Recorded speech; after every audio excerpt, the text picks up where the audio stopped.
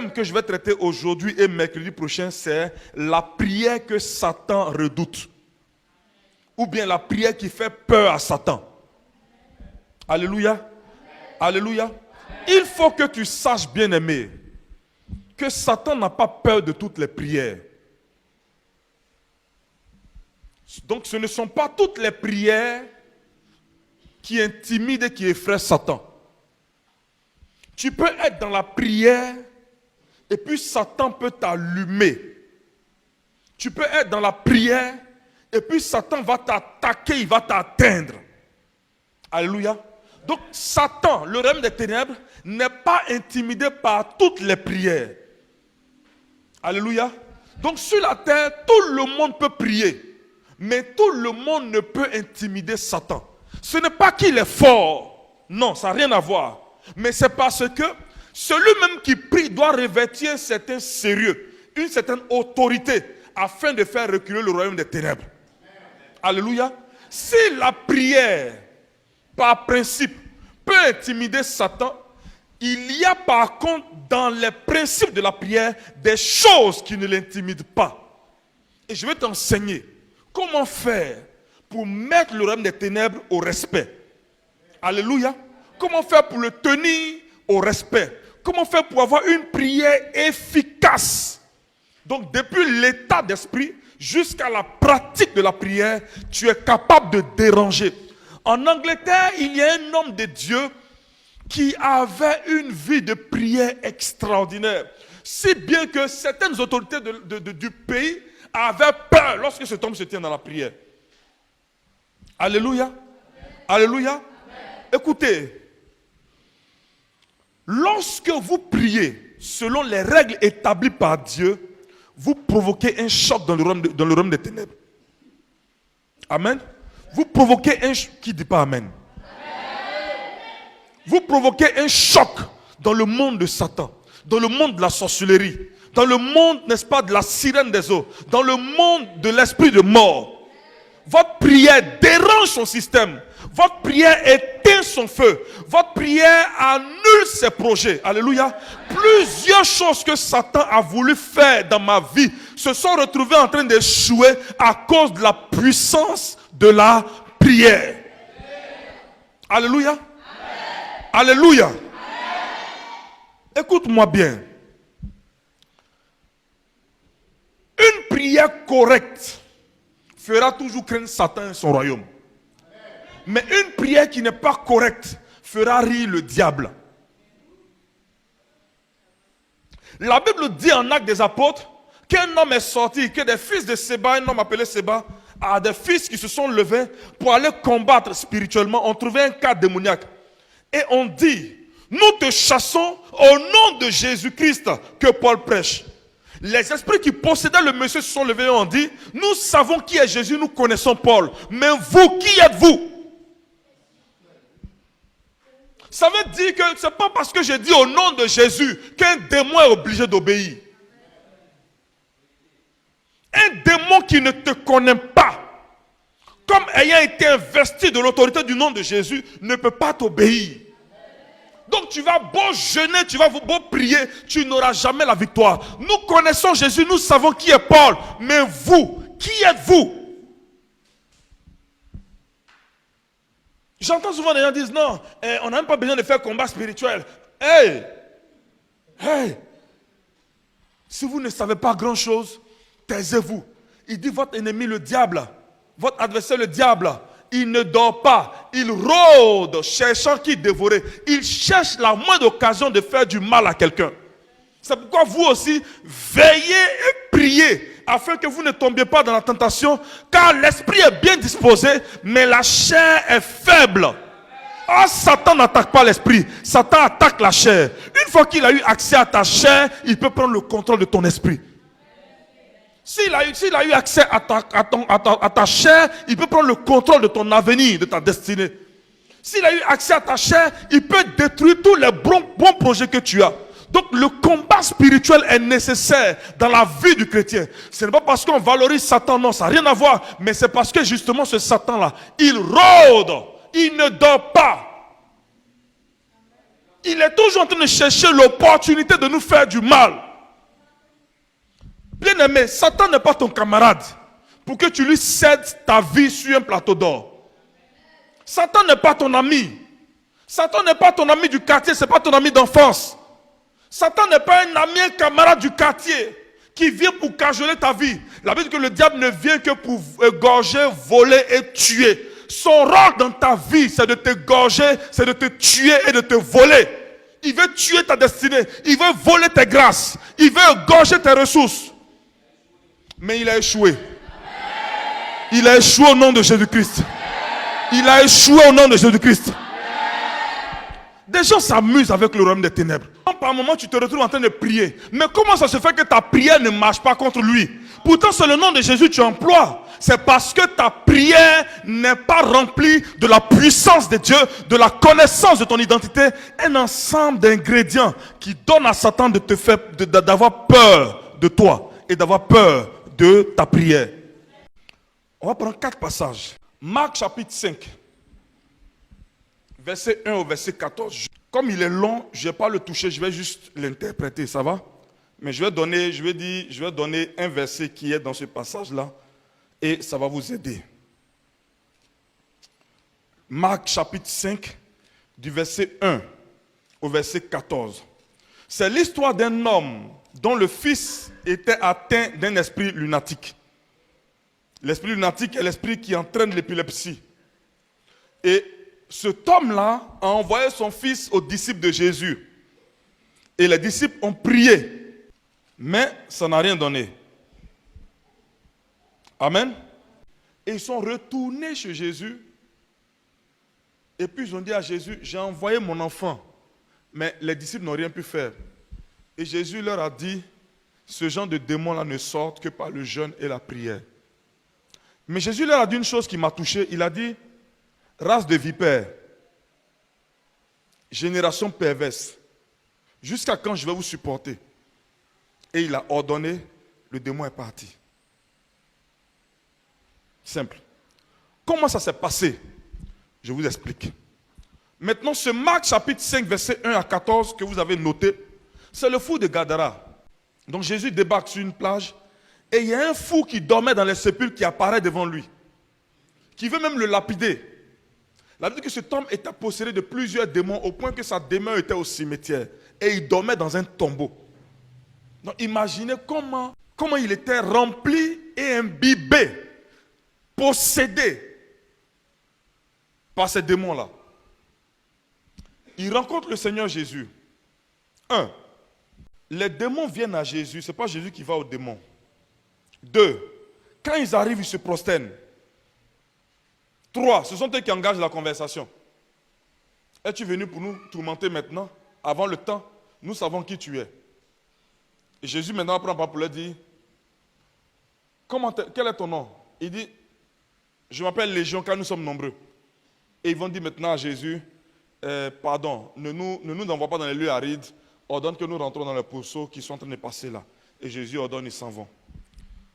Ils ont dit, nous savons qui tu es. Aucun démon ne peut t'obéir s'il ne sait pas qui tu es. Aucune difficulté de la vie ne peut t'obéir si elle ne sait pas qui tu es. C'est pourquoi les chrétiens qui viennent à l'église pour venir chercher la prière, ils ne reçoivent jamais de bons résultats. Parce qu'ils sont beaucoup plus préoccupés par ce qu'ils vont gagner plutôt que de se préoccuper de leur identité. Les temps et les circonstances de la vie se soumettent à l'identité et non à la prière de quelqu'un qui veut avoir quelque chose. On sait qui est Paul, on connaît Jésus, mais toi tu es qui? Je ne peux pas obéir à quelqu'un que je ne connais pas. Quand je te regarde là, tu n'as aucune identité. Les gens qui marchaient avec Jésus n'avaient pas encore su qui était Jésus. Mais les démons savaient déjà. Ils disent, nous savons qui tu es le Fils de Dieu. Avant que Jésus ne dise à Pierre que la révélation que tu as aujourd'hui, c'est le Père qui t'a révélé, les démons savaient déjà qui était Jésus. Donc pourquoi est-ce qu'ils n'ont pas pu obéir aux disciples C'est parce que leur identité était mitigée par rapport à la personne de Christ. Un démon ne t'obéit pas s'il ne te connaît pas. Un problème ne quitte pas ton chemin s'il ne te reconnaît pas. C'est pourquoi quand tu viens à l'église, travaille sur ton identité en Christ. Tu veux combattre la galère. La galère même ne te connaît pas. Tu veux combattre le célibat. Tu veux combattre mari de nuit. Tu veux combattre sorcellerie. Tu veux combattre l'esprit de mort. Mais tous ces démons, ils ne te connaissent pas. Quand ils te regardent là, tu es vide. Il n'y a pas d'identité. Parce que je souffre trop. Parce que je suis découragé même. Toutes mes prières là, on dirait que Dieu ne me regarde. Il peut pas. C'est pas parce que Dieu ne te regarde pas. C'est parce qu'on ne te connaît pas. Et des gens se lèvent, ils rentrent dans des combats spirituels, ils veulent avoir des victoires alors qu'ils ont un problème d'identité spirituelle. On ne te connaît pas. Ton seul problème avec les démons, et ce qui fait qu'ils ne t'obéissent pas, ce qui fait que quand tu pries, les démons ne prennent pas la fuite. Ils sont toujours là, ils insistent, ils n'ont jamais peur. C'est parce qu'on ne te connaît pas. C'est pourquoi, première chose, il faut noter, première chose que tu dois commencer par faire, il faut commencer par rétablir ton identité. Il faut commencer par affirmer ton identité. Amen. Regardez les richesses que Jésus nous a accordées. Luc chapitre 10. Luc 10, 19 dit quoi? Regardez la première richesse que Jésus nous donne. Voici. Je vous ai donné le pouvoir. De marcher sur les serpents et les scorpions et sur toute la puissance de l'ennemi. Et rien ne pourra vous nuire.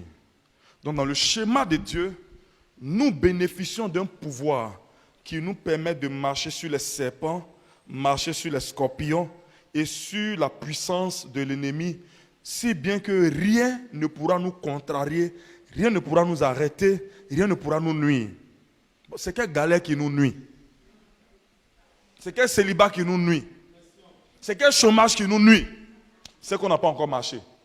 Mais pourquoi on n'arrive pas à marcher? Peut-être c'est parce qu'on ne nous reconnaît pas. Mais on va réparer ça ce soir. 2 Corinthiens 2, verset 14. Regardez la deuxième richesse. Grâce soit rendue à Dieu. Grâce soit rendue à Dieu. Qui nous fait toujours triompher. Qui nous fait toujours triompher. En Christ. Et qui répand par nous. En tout lieu. L'odeur de sa connaissance. La Bible dit que Dieu nous fait toujours triompher en Christ. Donc Dieu nous rend toujours vainqueurs. Il n'a pas dit un jour, ni 2 jours, ni 3 jours, ou même quelquefois. Il dit toujours, always. Toujours. Ça veut dire que le triomphe ne cesse jamais dans la vie d'un enfant de Dieu. Quel que soit le combat auquel tu es confronté, il faut que tu saches que Jésus te fait triompher toujours. Mais pourquoi tu échoues? Pourquoi les démons dominent sur toi? Alors que l'avantage de la connaissance de Christ, c'est le triomphe permanent sur les forces des ténèbres, sur l'adversité, sur les problèmes, sur les difficultés, sur les ennemis. Mais pourquoi ça ne marche pas pour toi? 1 Jean, chapitre 5, versets 4 à 5. Car tout ce qui est né de Dieu, triomphe du monde. Et la victoire qui triomphe du monde, c'est notre foi. Qui est celui qui a triomphé du monde? Sinon celui qui croit que Jésus-Christ est le Fils de Dieu. Donc, celui qui croit que Jésus-Christ est Fils de Dieu, celui-là, il est né de Dieu. Et celui qui est né de Dieu triomphe du monde qui est né du diable. Maintenant, celui qui est né de Dieu, donc qui est devenu enfant de Dieu, celui-là, il triomphe, il domine, il a la victoire sur le monde. Le monde lui-même est né du diable. Donc, c'est une affaire d'enfant qui triomphe sur l'enfant de quelqu'un d'autre. Parce que le père de cet enfant-là a vaincu le père de cet autre enfant. Donc si le père de Aya est victorieux sur le père de Kofi, c'est clair que Aya aussi sera victorieuse sur Kofi. Parce que on est victorieux que grâce au Père qui a remporté la victoire. Donc si vous et moi, nous sommes nés de Dieu, il n'y a pas de raison que nous soyons vaincus par le monde qui est né du diable, parce que Jésus, qui est notre Père, alléluia, a triomphé sur Satan qui est le père du monde. Donc d'où vient notre défaite? D'où viennent nos échecs? D'où viennent nos malheurs? D'où est-ce que tout ça vient? Sommes-nous réellement nés de Dieu? Regarde-moi, frère. Tu es vraiment né de Dieu? Parce que quand tu es né de Dieu, tu as les habitudes des enfants de Dieu. Venir à l'église tous les jours, ce sont les habitudes d'un enfant de Dieu. Prier tous les jours, ce sont les habitudes d'un enfant de Dieu. Jeûner, communion fraternelle, faire des offrandes, aimer son prochain, ça ce sont les habitudes d'un enfant de Dieu. Avoir la paix du cœur, avoir la joie, être enthousiaste, louer Dieu, célébrer, répondre, acclamer, se sanctifier, étudier bien à l'école, devenir excellent dans la vie, ça ce sont les caractères des enfants de Dieu. Pourquoi tu n'as pas ça? Et puis tu vas me dire que tu es enfant de Dieu.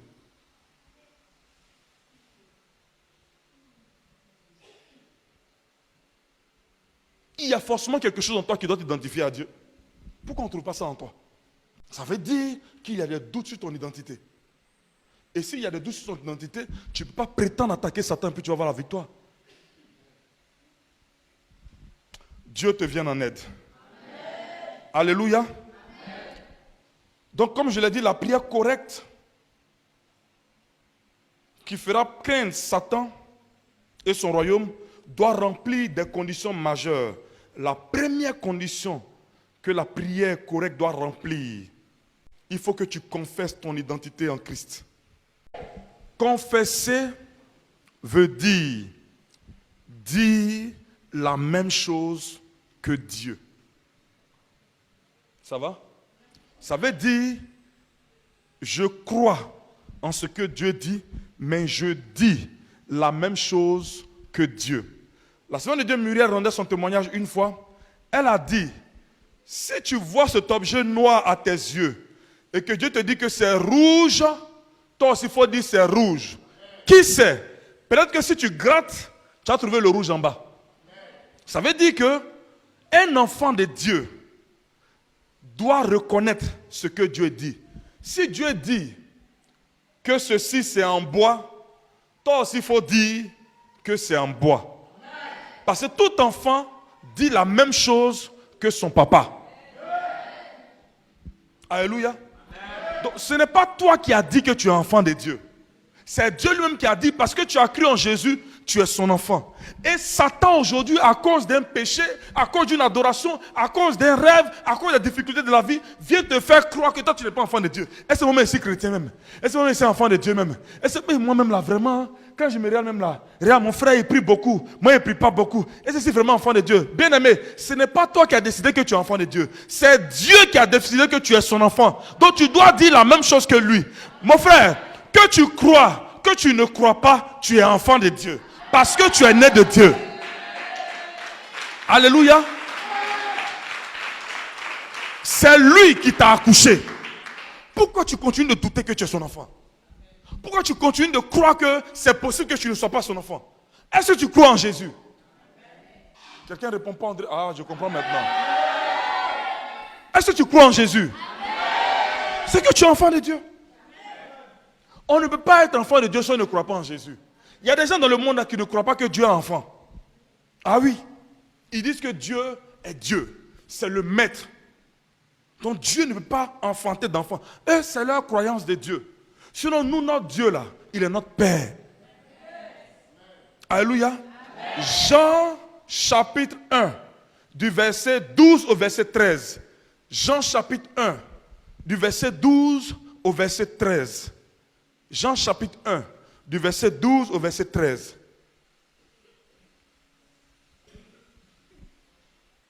Jean chapitre 1, verset 12. Ma petite, lis ça bien. Tu vois le feu dans lequel je suis, non?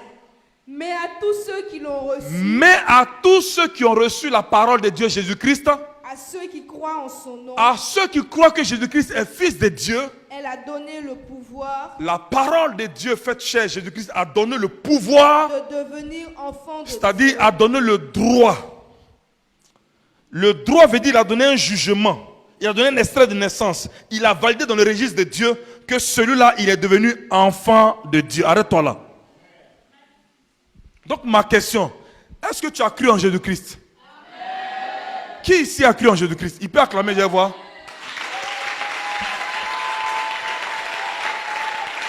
Ah. Donc tu as cru en Jésus-Christ. Il n'y a aucun doute. Tu es un enfant de Dieu. Les amis, c'est vrai qu'un enfant, il déconne souvent. Papa peut se fâcher avec lui. Mais tu es mon enfant. Je vais me fâcher avec toi. Oh. Je ne vais pas te chasser de ma vie. Tu as déjà mon ADN. Tu manges ma nourriture. Si tu t'en vas, qui va rembourser? Tu es mon enfant. Je vais me fâcher jusqu'à... Je ne vais pas te parler jusqu'à... Parce que Dieu a fait 500 ans sans parler à Israël. Mais jusqu'à Israël est resté dans ces tournures-là. 500 ans après, Jésus est venu. Dieu dit, bon, j'ai envoyé Jésus pour me réconcilier avec vous. Vous voyez, l'enfant fait son malin, oh, papa va le chercher. Papa est fâché, oh, il va aller chercher son enfant. C'est l'enfant qui est fâché, il va aller chercher son enfant. La Bible dit que le fils prodigue a pris ses biens, il a quitté la maison de son père, il a pris son été, il a quitté la maison de son père. Mais la Bible dit que chaque matin et chaque soir, papa se mettait à la porte et puis regardait, mon fils va venir quand? Mon fils va venir quand? Alléluia. Amen. Alléluia. Amen. Dieu est notre papa. On déconne, oh, c'est notre papa. On pêche, oh, c'est notre papa. On fait ceci, on fait cela, oh, c'est notre papa. Ce n'est pas à cause de nos péchés qu'il cesse d'être notre papa. Quel que soit ce que nous faisons, Dieu est notre papa. C'est pourquoi, justement, parce qu'il est notre papa, souvent il nous frappe. C'est pas vrai? Parce que quand quelqu'un n'est pas ton enfant là, tu ne le frappes pas. Oh. Si tu le frappes, son vrai papa va se lever pour venir te dire, ne touche plus à mon enfant. C'est pas vrai? Toi-même qui es là, si le voisin frappe ton enfant, ça va pas te plaire. Quel que soit, même si tu ne moins pas le voisin qui a frappé ton enfant, non voisin, tu as bien fait, Il a fait quoi? Ah, moi, mais il y a les chicotés, mais toi-même tu sais que tu n'es pas content que le voisin a frappé ton enfant. C'est pas vrai? C'est pourquoi le voisin Satan là, Dieu n'est jamais content quand Satan nous attaque. Quand Satan triomphe sur nous. Dieu n'est pas content que ta vie soit comme ça. Mais le problème, c'est que toi-même, tu ne sais pas que tu es enfant de Dieu. C'est que toi-même, tu ne rappelles pas à Satan que tu es enfant de Dieu. Tu ne rappelles pas aux situations que tu es enfant de Dieu. Tu ne rappelles pas ça. Donc tu es là dans la ville, on dirait un poulet sans propriétaire. Tout le monde peut marcher sur toi. Toujours c'est à toi, c'est pour toi qu'on doit avoir pitié. C'est de toi qu'on doit avoir pitié. Parce que tu n'as pas de propriétaire. Mais nous, en Jésus-Christ, nous avons un propriétaire. Il s'appelle Jésus. Nous avons un propriétaire. Il s'appelle Jésus. Nous avons un propriétaire. Il s'appelle Jésus. Et bien aimé, Satan doit savoir que tu as un propriétaire. Satan doit savoir que tu as un père. Son nom c'est Jésus. Il t'a engendré par sa mort à la croix. Il a fait de toi enfant de Dieu. Au verset 13, il dit, lesquels sont nés, non de la volonté de l'homme, ni de la volonté du sang, ni de la volonté de la chair. C'est-à-dire quand tu es né en Jésus, il a annulé le sang de ton papa. Il a annulé la chair de ton papa. Il a annulé la volonté de ton papa. Donc même si ton père a été sorcier et que tu es né de lui, on doit t'appeler sorcier. Il dit non, celle-là, elle n'est pas sorcière. Parce que le sang qui définit sa vie, c'est le sang de Jésus. Oh, tu n'es pas maudit. Si tu arrives souvent de déconner, tu es tombé dans un péché, quelle que soit la gravité du péché, ne t'éloigne pas. Ceux qui te jugent là, c'est parce qu'ils ne sont pas ton papa. Ils ne sont pas ta maman. Alléluia. Je n'ai jamais vu Jésus rejeter quelqu'un qui vient à lui. Pendant que tu as encore le temps et tu es encore sur terre, réconcilie-toi avec lui. Parce qu'un temps arrive où tout cela sera bouclé et le jugement dernier va commencer. Nous avons encore l'opportunité de faire valoir de notre droit d'enfant de Dieu et de bénéficier des grâces qui sont rattachées à cette identité. Tu ne peux pas combattre Satan si Satan ne sait pas que tu es enfant de Dieu. Tu ne peux pas combattre Satan s'il ne réalise pas que toi, tu es un enfant de Dieu. C'est pourquoi le premier pas dans le combat spirituel qui fait craindre Satan, il faut lui rappeler que tu es enfant de Dieu. Il faut lui confesser que tu es enfant de Dieu. Il peut souvent mener le doute dans ton cœur, te faire croire que tu ne l'es pas. Tu vas lui dire non, je ne suis pas enfant de Dieu parce que je déclare que je suis enfant de Dieu. Je suis enfant de Dieu parce que c'est Dieu qui a dit que je suis enfant de Dieu. Je suis enfant de Dieu parce que Dieu me reconnaît comme son enfant. Le pasteur n'a qu'à dire aujourd'hui tu n'es pas enfant de Dieu. Si Dieu dit que tu es son enfant, ça ne va pas quelque part. C'est pourquoi il dit ne craignez pas celui qui peut détruire la chair mais qui ne peut pas détruire l'âme. Alléluia. Amen. Satan n'a peur que de Dieu. Il ne craint ni un homme ni un ange. Souvent j'entends, faut invoquer Saint Michel. Faut invoquer Saint Raphaël. Un ange de Dieu. Saint Michel, viens nous défendre. Satan n'a pas peur d'un ange. Hein. Satan n'a pas peur d'un pasteur. Satan n'a pas peur d'un prophète. Satan n'a pas peur d'un homme. La seule personne que Satan craint, c'est Dieu. Donc on n'a qu'à dire celui-là, il jeûne tous les jours de sa vie. Depuis qu'il est né, il jeûne seulement. Ça n'intimide pas Satan. La Bible dit que l'Esprit de Dieu a rempli Jésus et il allait dans le désert pour aller jeûner. Jésus a jeûné 40 jours, 40 nuits sans manger ni boire. Quand il a fini de jeûner, quand il s'est levé, la première personne qui est venue le soulever pour le tenter, c'est Satan. Donc 40 jours de jeûne, là, ça n'intimide pas Satan. Satan a peur de toi parce que celui qui est en toi fait peur. C'est pourquoi on va tout te reprocher sur la terre.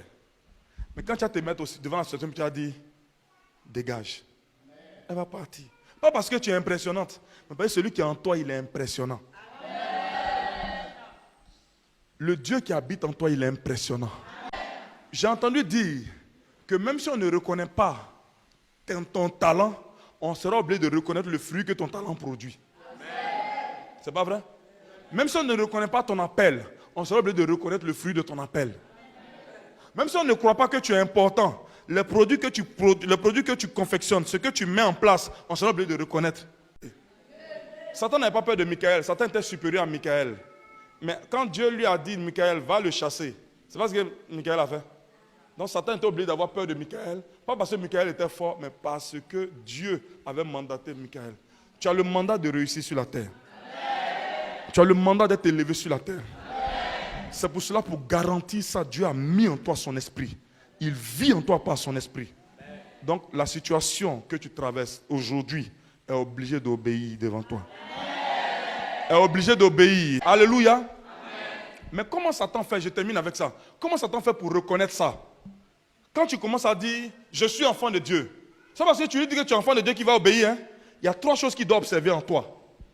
3 choses. La première chose, il doit constater encore ce qu'on appelle le fruit de l'esprit. Vous savez, quand un manguier porte des fruits, tous ceux qui passent, ils voient, ils constatent. Donc quand tu commences à prier, Satan sort au nom de Jésus avant d'obéir. Il faut savoir que toi, tu ne l'impressionnes pas. Donc, avant d'obéir, il va d'abord chercher à savoir qui tu es. Et quand tu vas lui dire, je suis enfant de Dieu, il dit, ah bon? D'accord? Qu'est-ce qui prouve que tu es enfant de Dieu? Il doit voir 3 choses en toi. Première chose, Galates 5, verset 22. Il doit voir que tu portes le fruit de l'esprit.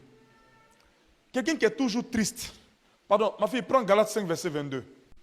Mais le fruit de l'esprit. Mais le fruit, ce que le Saint-Esprit produit en nous comme fruit. C'est l'amour. L'amour. La joie. La joie. La paix. La paix. La patience. La patience. La bonté. La bonté. La foi. La foi. La douceur. La douceur. La maîtrise de soi. La maîtrise de soi.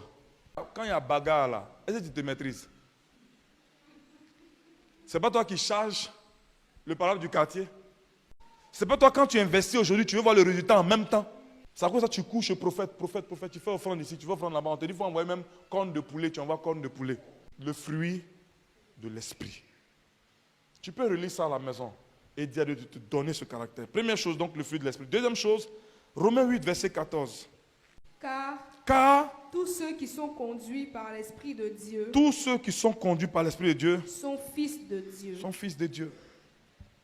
Ça veut dire que Satan va chercher à savoir dans ton parcours, est-ce que tu es obéissant à Dieu?